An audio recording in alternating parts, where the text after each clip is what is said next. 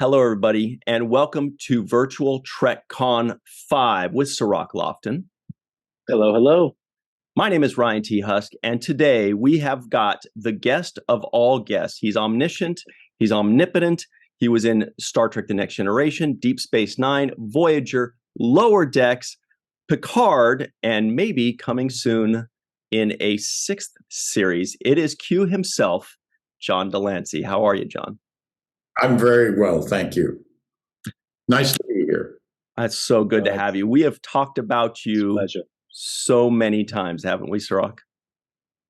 We have, in a good way, John, because we really love what you've done over the years. And, for me, having the pleasure to kind of go through the rewatch or the first watch of The Next Generation, I got to see you in this pilot episode, Encounter at Farpoint. And I thought you did an excellent job of really setting the tone for The Next Generation, becoming, really testing the morality and what the show was going to be about going forward, giving some backbone to Picard's character really going forward. So I want to commend you for just starting off, hitting the ground running. And, you've created this iconic character that, all of us know instantly with just literally one letter. What was the kind of motivation for you going in with this character? What did you want to accomplish with this role and this character?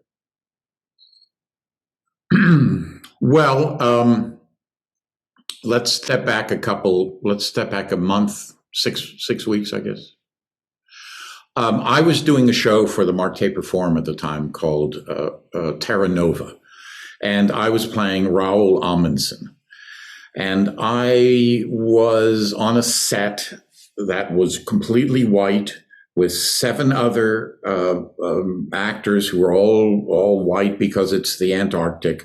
And I am a specter dressed in black as the voice of reason, the hard-edged reality versus the romanticism of exploration. And it's a true story to the extent that when Scott and Amundsen went to the Antarctic, it was a race. Amundsen was frankly the new generation. He had fought it through, and he was the one who traveled. He put caches out along the way, and at the very end, just before he could make his way to the South Pole, he went alone, and on the way back, he ate the dogs, to sustain himself and what have you. And really kind of hardcore stuff, as opposed to Scott, who was much more of a romantic. So I had all of that in me. So I go into audition, and I'm in rehearsals. And as actors, that if you're in rehearsals and you're performing and what have you, all of that is up. It's up. It's there. You don't have to pull it out of anywhere. You're there. So that I had that, and I had the other thing, which was on Star Trek at the time. I mean, the idea of that first episode was all about why do you deserve to be out here? Why should you be out here? Well, that was very much what Amundsen was saying. What are you doing with your ponies and your mechanism, your tractors that have never been put in the Antarctic, and you're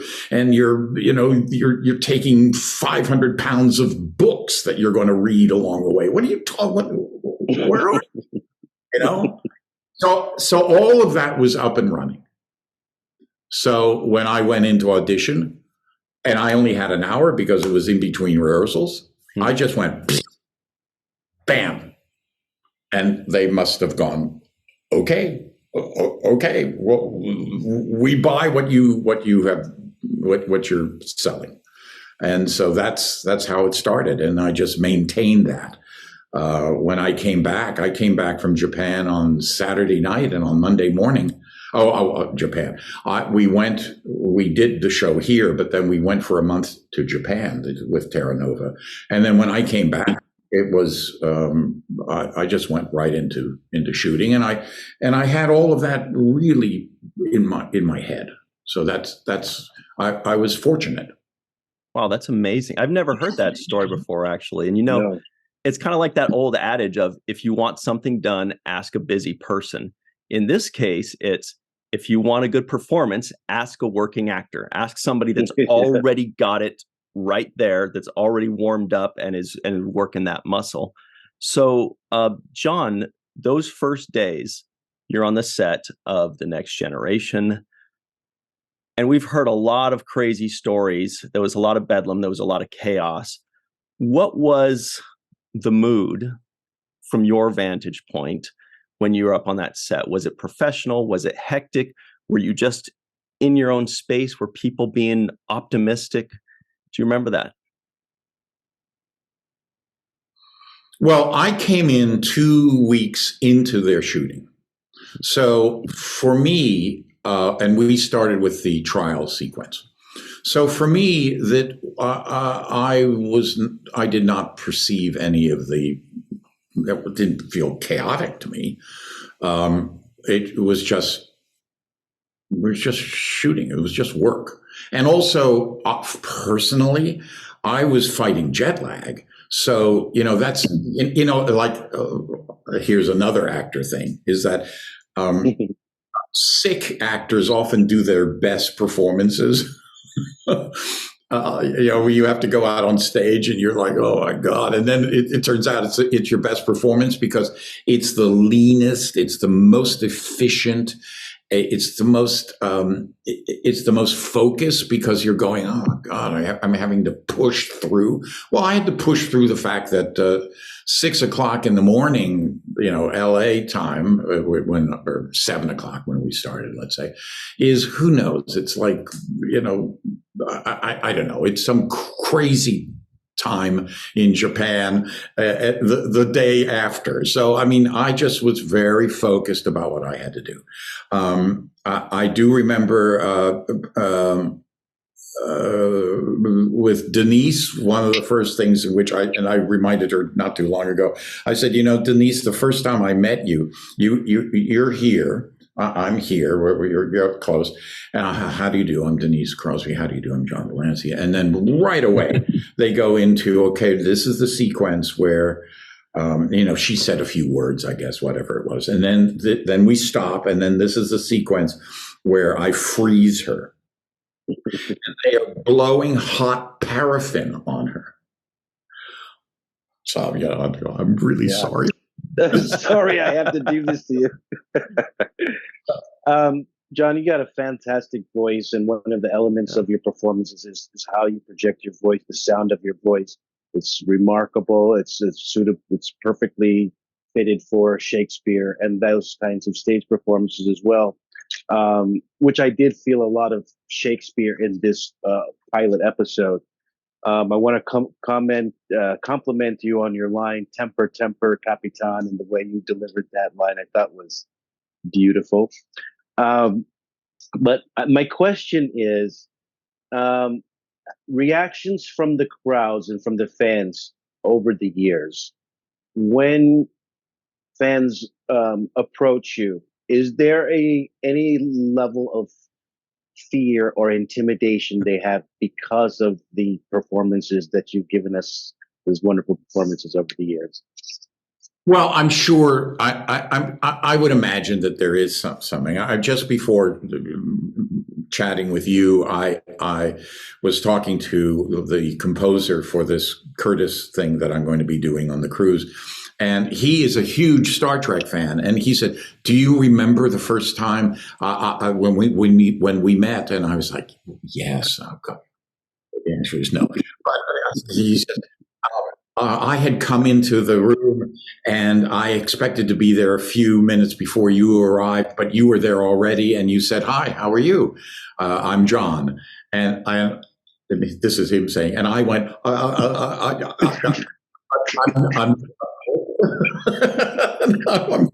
And I didn't pick up on the fact that, but he said he was intimidated. Listen, my voice has has helped me and has hindered me. When I went to Juilliard, we had to present our audition pieces on the first day, and the voice teacher came up to me afterwards and she said, "Your voice is so horrible that I don't think that there's anything I can do to help you." I was like, "Oh, okay." I don't know why she said that. Yeah. It was the beginning of a not so happy relationship, let's call it. It's been helpful in some areas. It's not been helpful in others. Especially in television, it's not very helpful because it's distinctive. And it does feel, cultured, or feels Shakespearean and stuff like that.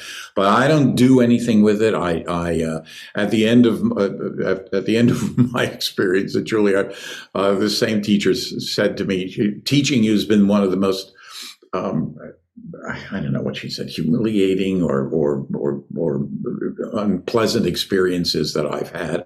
And I said, "Well, you told me there wasn't anything you could do for me, and I took you at your word." So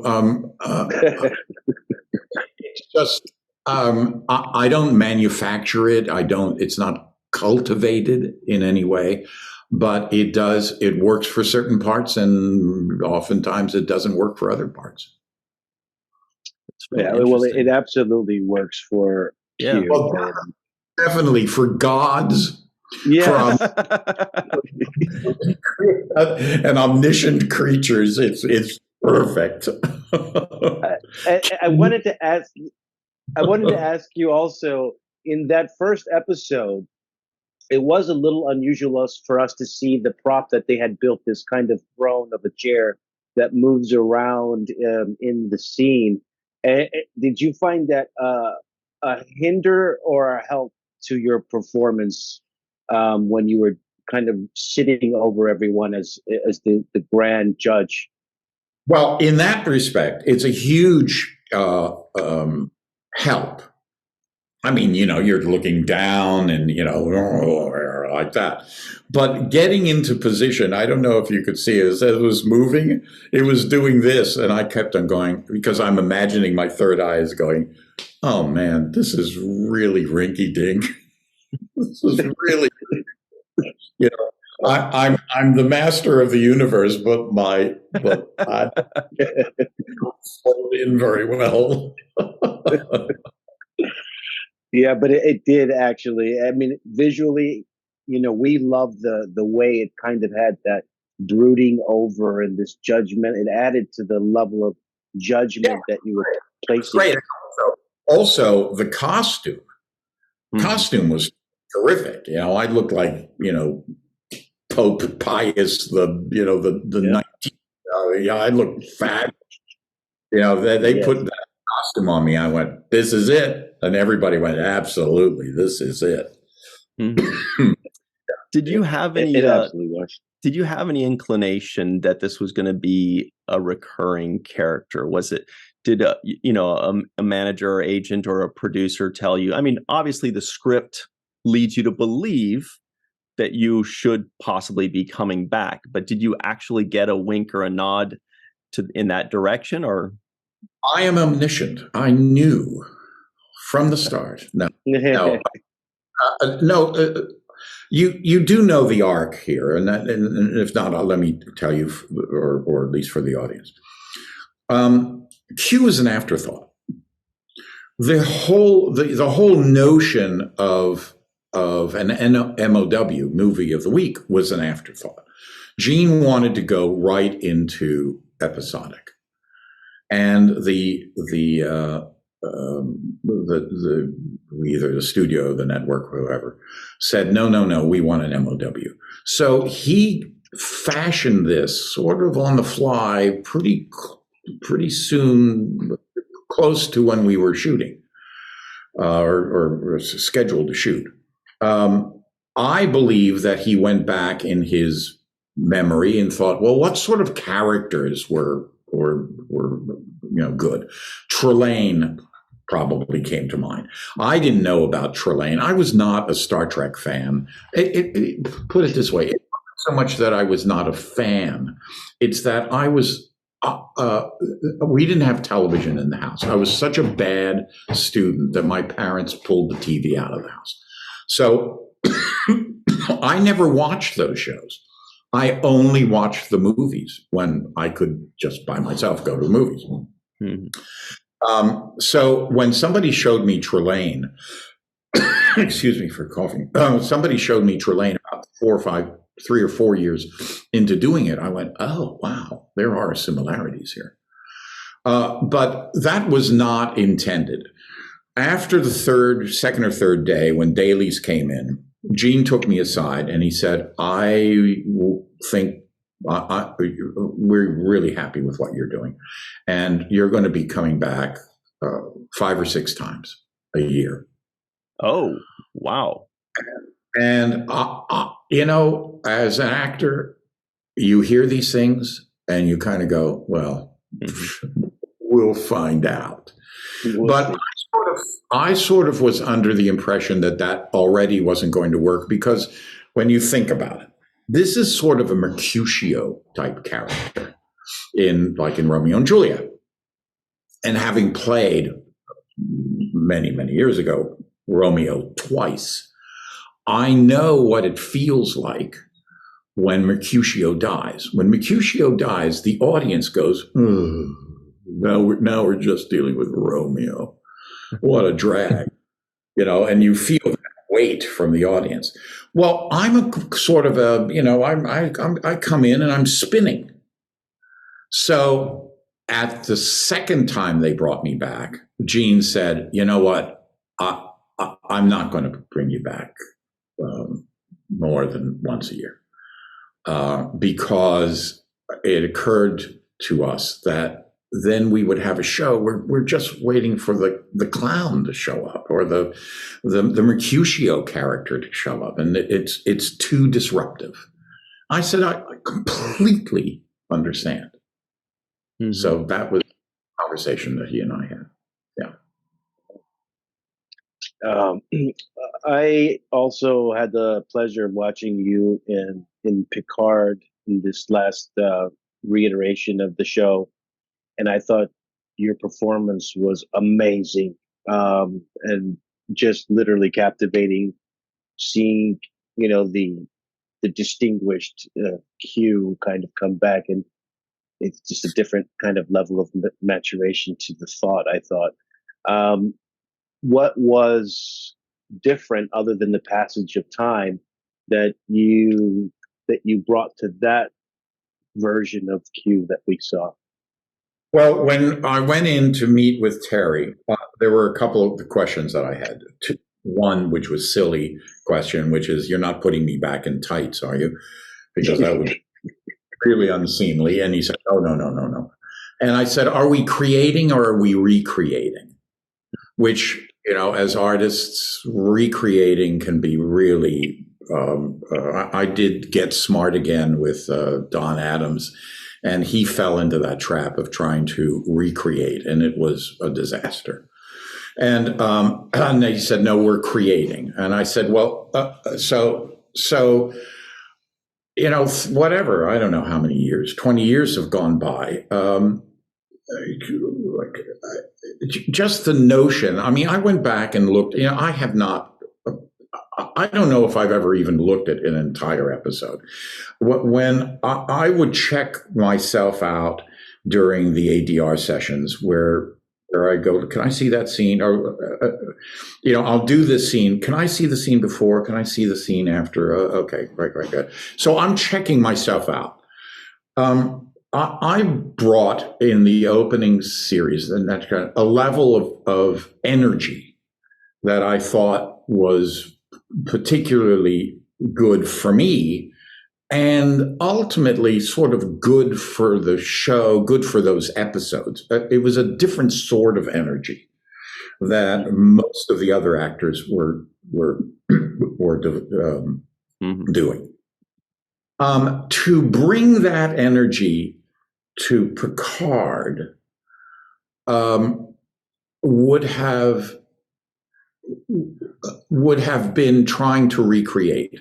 I have that energy. That is sort of who I am, but it did need to have a sense of maturation. And them giving me the secret, which I wasn't particularly happy about, but the secret that there's something going on with me allowed me to have a kind of a hidden intensity about this has got to get done now. And so, things, just simple things, which were at the time, I think people were like shocked about it, where I slap him. I just slap him. I said, get ready. Takes us up into another zone. We're just in another zone.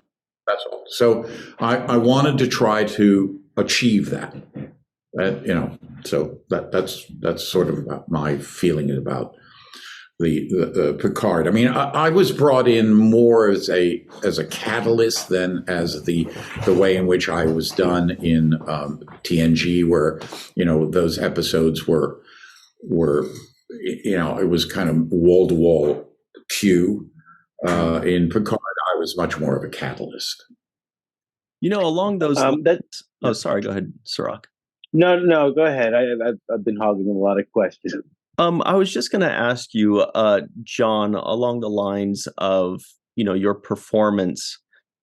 Were there certain pitfalls that you wanted to avoid? Because there's oftentimes a fine line between being theatrical and big and becoming parody, or reaching a level that we don't want to hit. Was there anything that you had seen other actors do, for example, that you thought that I don't want to do that, I don't want to become that? Was there anything along those lines? No, not particularly. I mean, my biggest problem as an actor has always been kind of my relationship with words, even at the level of just memorizing them. I was a kid who had a lot of reading issues. It takes me a long time to memorize lines and what have you. But when I do, I sort of kind of instinctively know where I feel like I want to go. Also, with television in particular, because you only get to do it, 2 or 3 scenes. I mean, 2 or 3 takes, 4 or 5 at the most. That I wanted to have in my arsenal in RAM certain tools. I could go in this direction, this direction, this direction. And so all of that is work in which I do as homework. And then rather than come to the shooting and to try to do a performance, I try to do a rehearsal with this particular focus. And it allows me to take my mind and self-consciousness and throw it onto the other person.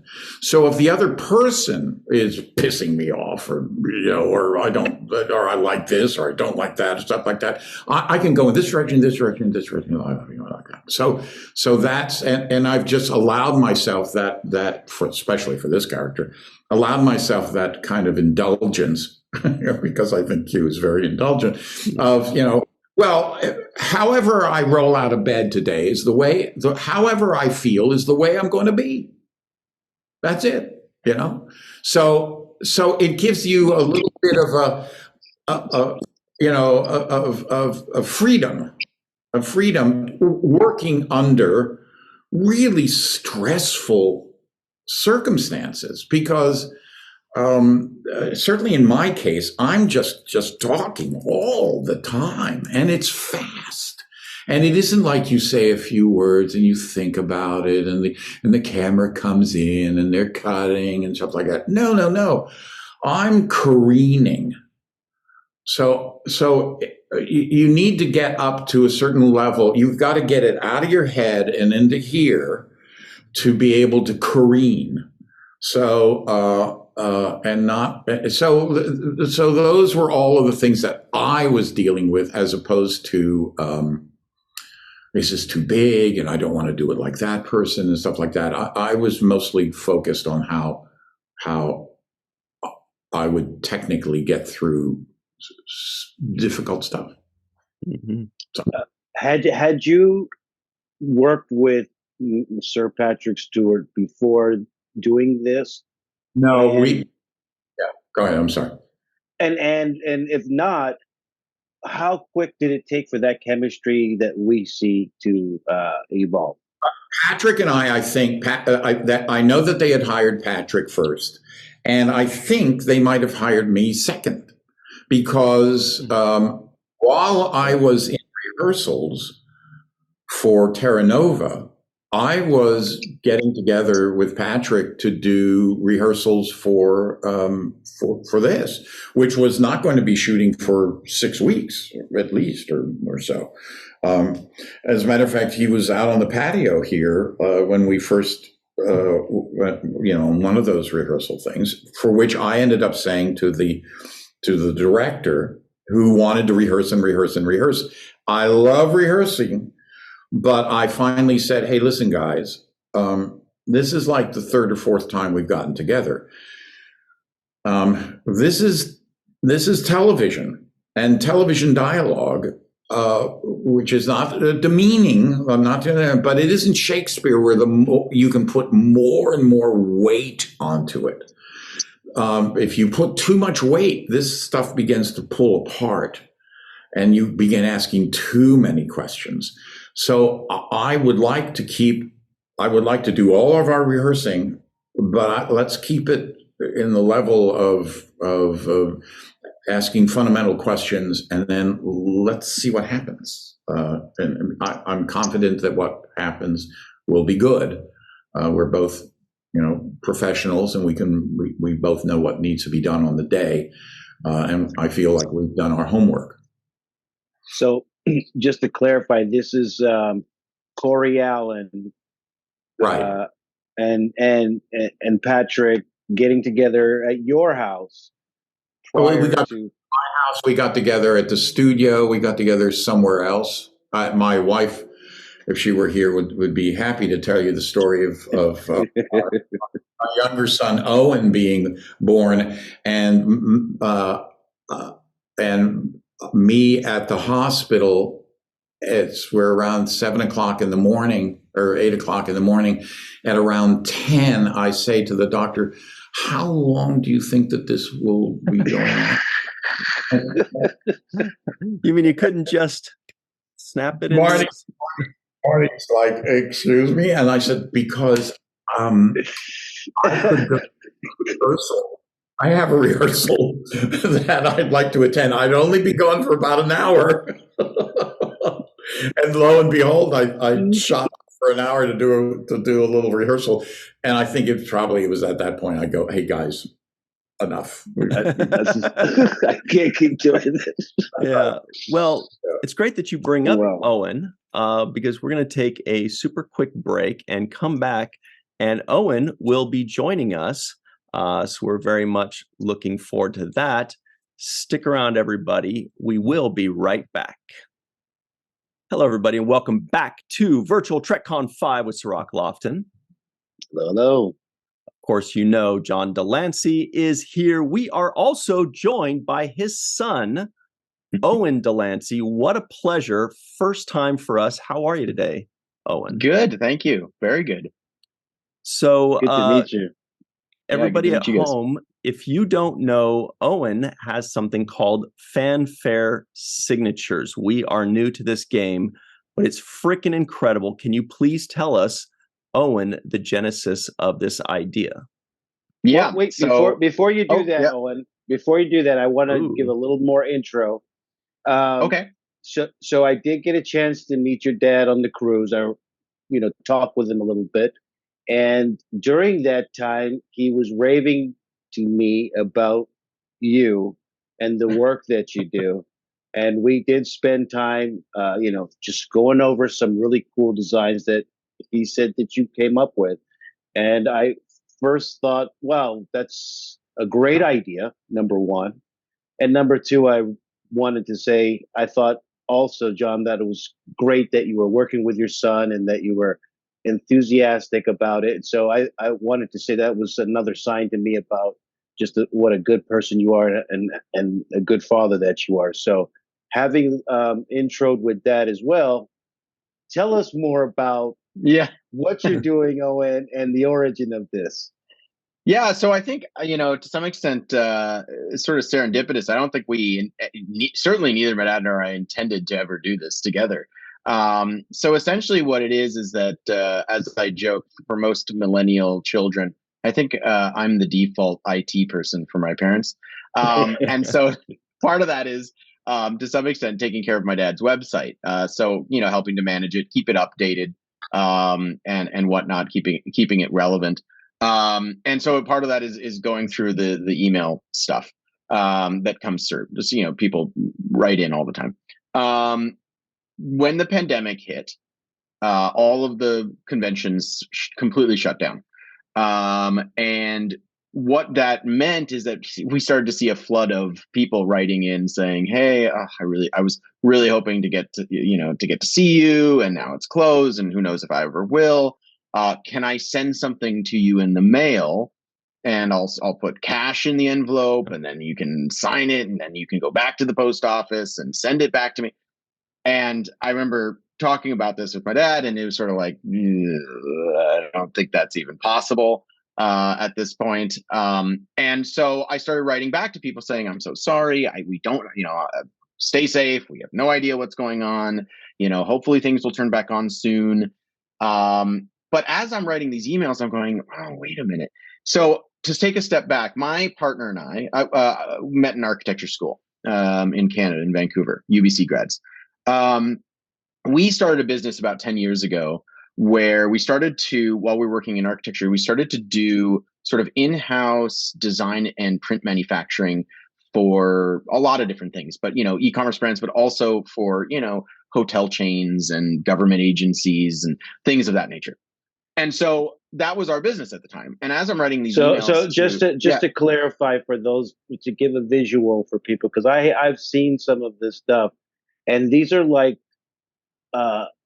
architectural layout, like schematics of city blocks or of neighborhoods, kind of in different, really interesting and unique layouts for big companies to put in their offices, or for different Absolutely. things like that. We would use a lot of our architectural, like we were doing a lot of urban planning. That was actually my specialty in architecture. So we were doing a lot of what is called GIS, geographic information systems, which is essentially how all mapping is made, right? You go onto Google Maps, it's all GIS data. Well, that data ultimately has to be surveyed from somewhere. Somebody has to actually go out onto the earth and survey it, although now we have satellites. But we were using that to create pieces of work, of artwork, that we thought were interesting because of both the data they were showing, which was real, but that the data was actually beautiful, like in a visual way. You could display it in a way that was like, oh, that's actually really interesting. So it almost looked like modernist art, but then when you looked, you're like, oh, that's actually New York City, isn't it? Or whatever it was. So that was our business. So I'm writing back to these fans, and all of a sudden it sort of just dawned on me. I had this thought. I'm like, you know what? Maybe we could do something here. So one of the things that we use a lot in our illustration work and whatnot are tablets and drawing pencils and styluses. It's now ubiquitous in the design world, right? The technology's gotten incredible. And so I just said, Dad, here's a thought. What if we were able to do this? What if we could create a piece of art? We could, we have 30 manufacturing sites around the world in our business. I could maybe get this to you. I could maybe take requests from the people who are asking for them, and then you can just sign them I'll send you some of our hardware, and you can, sign and write a note and whatever, and then I'll figure out how to get it to the fan. that was really the genesis moment. My dad was a little bit, I have to say, he was a little. So I jumped in. I jumped in in my usual way. I went, no, no, no, That'll never work. no, too complicated. Too complicated for sure. So I said, look, let me give us a chance. Let me concept this. Let me create like an MVP for this. Let me figure it out. And he said, okay, fine. So on his website, because that was the mechanism at the time we had, we set up just a little quick shop, and I added a thing in the menu bar that just said autographs. And now I started to write back to people saying, I know, look, at some point these things will turn back on, these events, but until then, this is how we'd like to facilitate your request. It went really well. It went really, really well. People resoundingly found it amazing. They were so appreciative, and it started to catch on, and it started to build. And then my dad started to talk to some of the other actors. So this is original artwork.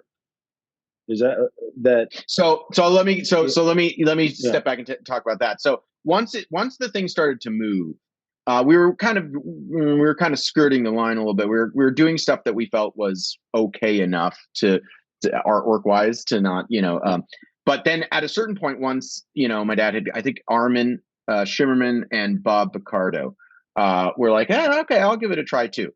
At that point, I went to my partner and I said, okay, we need to figure out the art part. So we went to CBS at the time. Now it's Paramount. And we basically pitched the idea to their licensing department and merchandising department. They're like, I think it's awesome. And they said, let's do it. And we had come to the table a little bit with like some concepts for them, that I had done ahead of time for my dad. And they were like, oh, these are cool. And so that's kind of how it started. So we formed a partnership with CBS for Star Trek. They gave us, the right to now do whatever we wanted and to really have fun. And, I think the artwork side of things, our sort of mantra or our mission statement from the beginning of our business as like art design and manufacturers has always been, it needs to be something I would be okay putting up on my wall. And to that end, that's kind of where this whole stylistic thing was born, that I think we've got a style about ourselves, certainly, in terms of oh, there we go. I was wondering if we had been cut off. Oh, right. So, we started down this road of like these very graphical illustrations. I think it's in keeping very much with what we had been doing in our past work. And something that we felt was really different from, I grew up around, and Sarek, you did as well, right? Like floating heads on a space background kind of thing, kind of 90s, 80s stuff. So we said, no, let's do different. Let's do something different. Let's do a more modern take. Maybe there's like a vintage thing that we're doing, right? A lot of people think they're kind of vintagey and inspired and whatnot. Here, if you go to some of the ones of like Armin or even a Bob, those ones are the ones where we really started to utilize a lot more of the. So in any case, that's the genesis, and that's how this all kind of started, and it just kind of snowballed from there. So you can see sort of like a. This is almost like it's like, what if Cork had his own show that was like Cheers, like, Cork's Bar. In any case, we had fun with the stuff. And I think that also people really responded to that. People were saying, we were getting comments in, like review requests were coming back. People like, finally a piece of Star Trek art my wife will let me hang in the living room and not down in the basement. That's been fun. But yeah, it's been going really great since then. And at some point, things, we've got it onto our own website. We created our own brand, and that's now its own entity, Fanfare. At some point, we kind of, looked at each other, my partner and I, said, I think this is now the business. From there, we've been innovating all along. We created, the Fanfare app, which is now, the tool that is much more professional than what we had my dad doing at first, where all of our celebrities are signing on it. We're making new partnerships all the time. I'm, talking to all sorts of people every day. You'd be, from Power Rangers to Hall of Fame quarterbackers. I'm talking to them all now. So I think that's it. That's the idea. Yeah, that's the beginning of the idea. Obviously, there is no end to it. I want to commend you, first of all. Visually, it looks absolutely beautiful.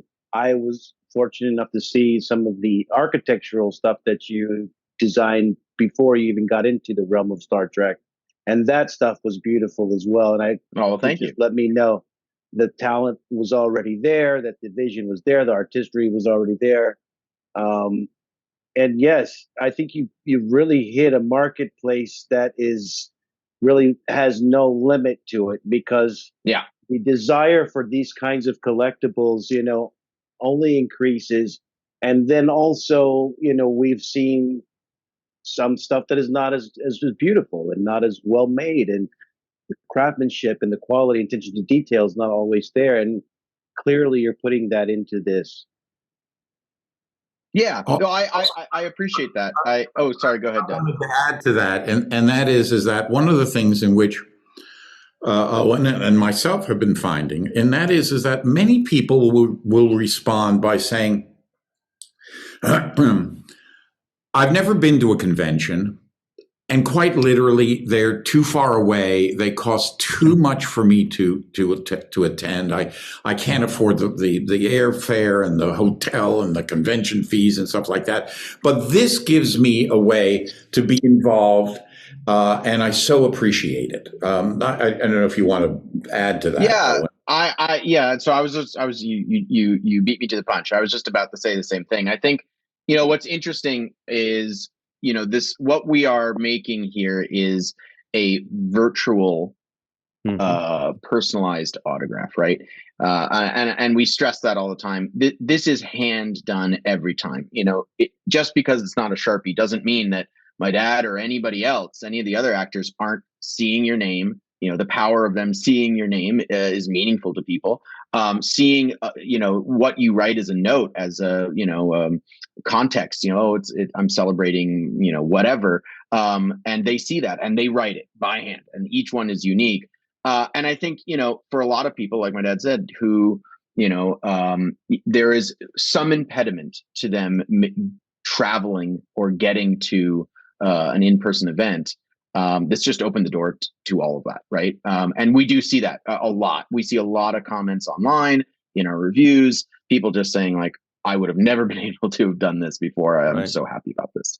And I think that's been great. Also, just explain that you can get them, whatever, I can't quite see, this size, but you could get it this size, and you can get them framed, and the quality. Somebody brought me one.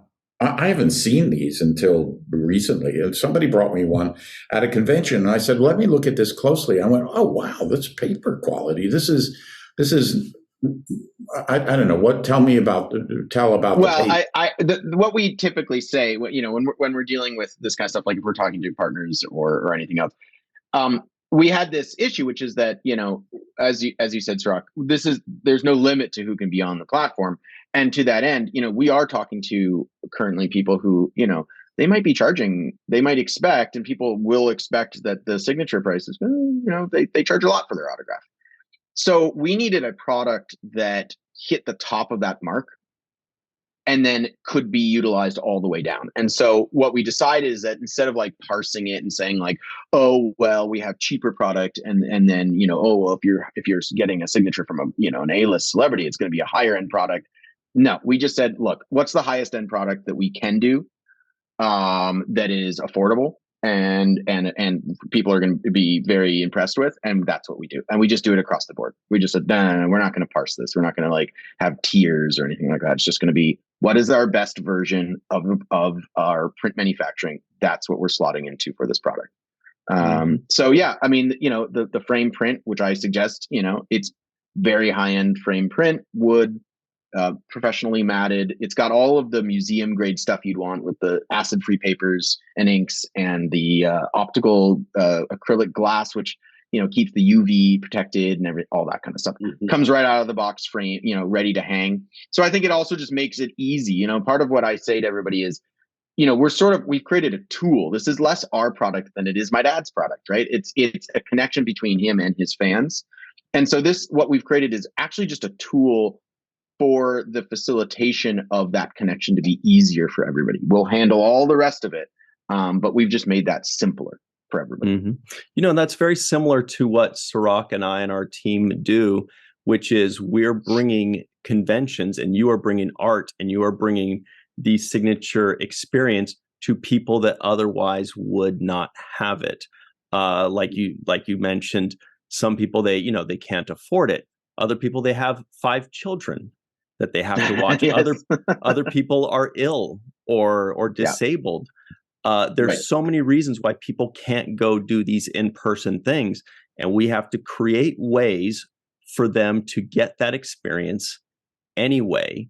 Otherwise, they have to just live their lives watching other people experience these things. But what you're facilitating is actually a great thing. It's not just a fun thing, but you are going to create mementos of a lifetime that people would not ever get a chance to have. And I hope that you're going to start getting these messages from people saying, thank you so much for this. This is something I always wanted, but never would have gotten.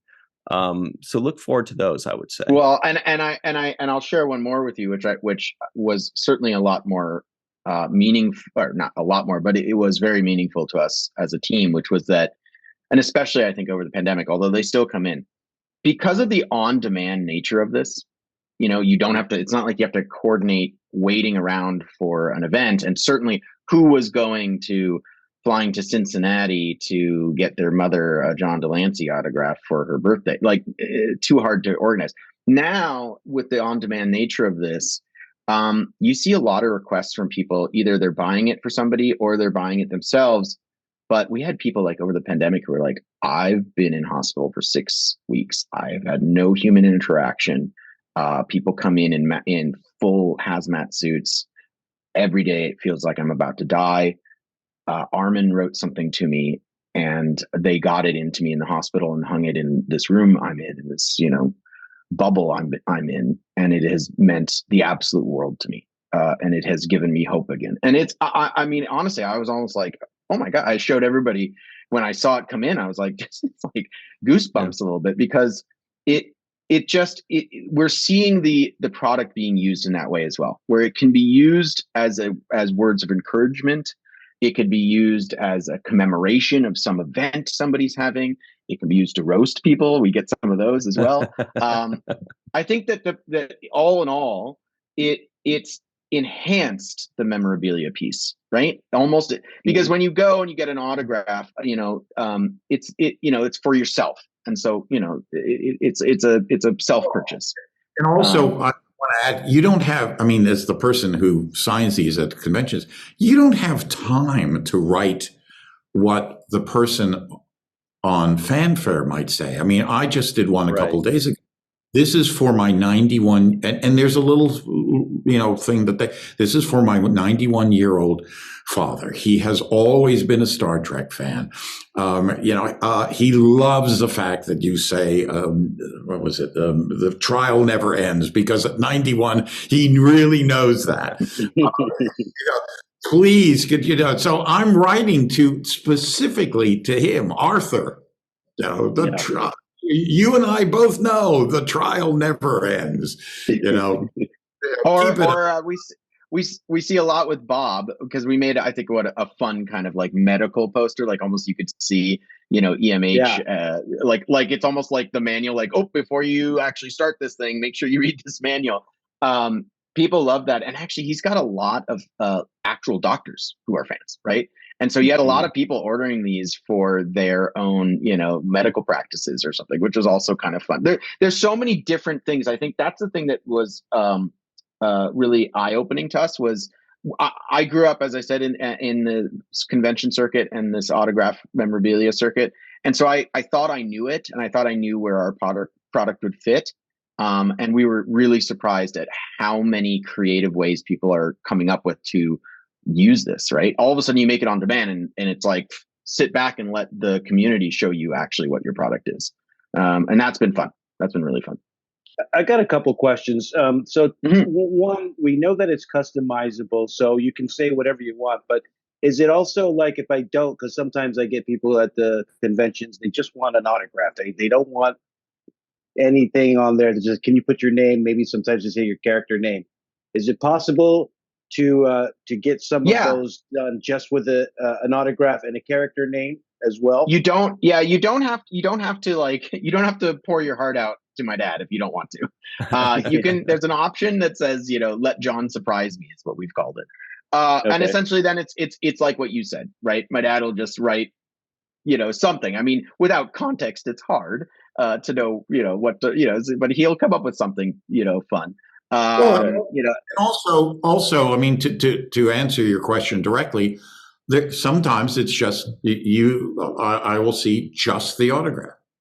Right. And, yeah, so that's doable. And then the other thing, the question is, what is the time frame if I were to, let's say I want a custom piece, I order it, how long can I expect before that thing comes to my house? Yeah, so obviously every actor has their own schedule, right? And every celebrity has their own schedule. Once the order is with them, it's up to them. Most of our talent are signing pretty regularly. On our end, once that signature and that custom message is completed for that customer, within 24 hours, we have manufactured in country from one of our print houses. If it's somebody in the UK, then it's our London office. If it's in Canada, it's our office in Toronto, and it gets out. It's in the mail in 24 hours. So what I would say is, it's mostly dependent, and it's not a downside to some extent. People go like, oh, so I have to like wait for the actors. Well, yes, but also this is authentic. This is real. They are really signing this. And so if there's something, if they're filming, if they're on set that day or something, and there's some reason they didn't get to it that day, it's because it's really them, and there's nobody else doing this but them. Right. So that's for good reason. For good reason, exactly. Except for when I'm sailing. Yes. Sacrosanct period of time. And at which point I say, well, 4 or 5 days later, but So we're just about out of time here, everybody. I do want to make sure everybody knows it's fanfaresignatures.com. That's FAIR, not FARE, fanfaresignatures.com. You can find that link in the description box below if you're listening in. Description box below. If you're watching, it's in the description box below. Click on that. It's a very easy to use website. As you can tell, I was able to use it, so pretty easy for me. Good. But that's about it for us. Everybody, make sure you do that. If you want to buy gifts for somebody, if you want to buy yourself a gift, because we all know sometimes we don't get what we want, and it's okay to get yourself a gift or somebody else. Right. So practice a little self-love. Owen and John, thank you so much for joining us. We really appreciate you. Hope to see you on the cruise, by the way. Yeah, absolutely. Well, thank you. Thank you for doing this. And it was thank you guys. And Owen, it's always nice to see you. I bet he means it too. Oh, I'm sure. All right, everybody. We will see you next time. Thank you very much. Okay. See you soon. Cheers. Thanks, guys. Bye.